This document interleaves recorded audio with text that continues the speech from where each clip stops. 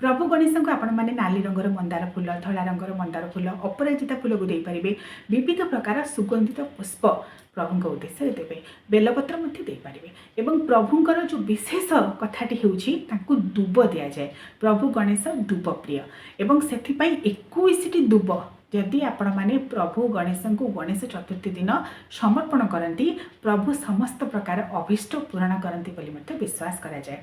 ओम गम गणपतये नमः, ओम गम गणाधिपतये नमः, ओम महाविनायकाय नमः, ये सब मंत्र को उच्चारण करेंगे। प्रभु गणेश जो गायत्री मंत्र रही ओं एकदंताय विद्महे वक्रतुंडाय धीमहि तन्नो दंती प्रचोदयात् यही गायत्री मंत्र को उच्चारण करेंगे। उच्चारण करी 21 दुब प्रभुंर दक्षिण हस्तरे बा शुंढ पाखरे देवे। जदि आपण मैंने प्रभु गणेश मूर्ति को आनी बाम पटू तर शुंढ रही विशेष शुभप्रद होता है।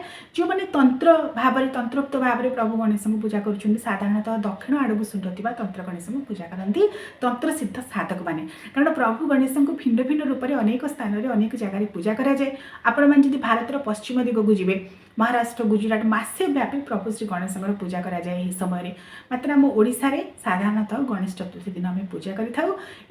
जो विधि मुझे कहली सहज सरल विधि आपण मैंने चंदन देवे, गंध पुष्प धूप दीप नैवेद्य तांबूल प्रभु को किसी पान देवे भोग पर तापर आरती करेंगे। आरती करेंगे 3 थर 5 थर 7 थर दक्षिण बाम आड़ को घंटा घंटार दिगरे प्रभु उद्देश्य आरती करेंगे।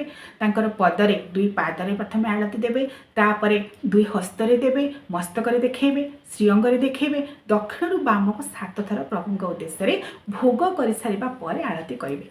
यही दिन आपण मैंने जब चाहिए होम करेंगे, कारण होम करने द्वारा घी जलिबा द्वारा अग्नि जलिबा द्वारा घरे गोटे शुद्धपूत परिवेश आध्यात्मिक परिवेश सृष्टि हुए।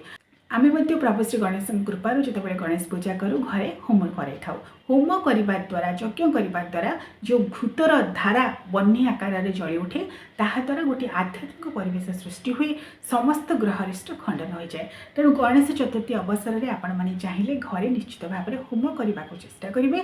आउ जहाँ सहज सरल विधि मुझे कहली जहाँ मंत्र आपण मैंने जानते नचेत भावनात्मक भाव में आपण मैंने प्रभु श्री गणेश को पूजा करेंगे।